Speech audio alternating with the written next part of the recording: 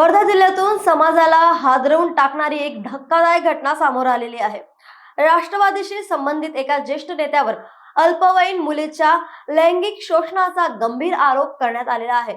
या प्रकरणी पुलगाव पोलिसांनी आरोपी दिवाकर गमे याला अटक केलेली आहे।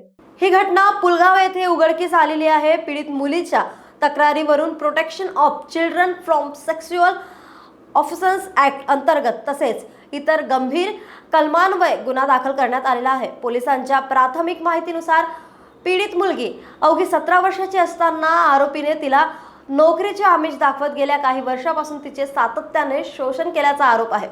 धक्कादायक बाब म्हणजे आरोपीचे पीडिताच्या कुटुंबाशी जवळचे संबंध असल्याची माहिती समोर आलेली आहे।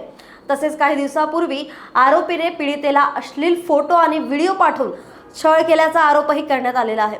तक्रार मिळताच पुलगाव पोलिसांनी 7 मार्च रोजी आरोपीला अटक केली असून त्याचा मोबाईल जप्त करण्यात आलेला आहे। या मोबाईलमधून आणखी महत्त्वाचे पुरावे मिळण्याची शक्यता पोलिसांनी व्यक्त केली आहे। या दरम्यान या संपूर्ण प्रकरणाचा तपास उपविभागीय पोलीस अधिकारी वंदना कारखिले आणि त्यांची टीम करीत आहे। न्यूज एक्सप्रेस करिता वर्धावरून संतोष देशमुख यांची बातमी।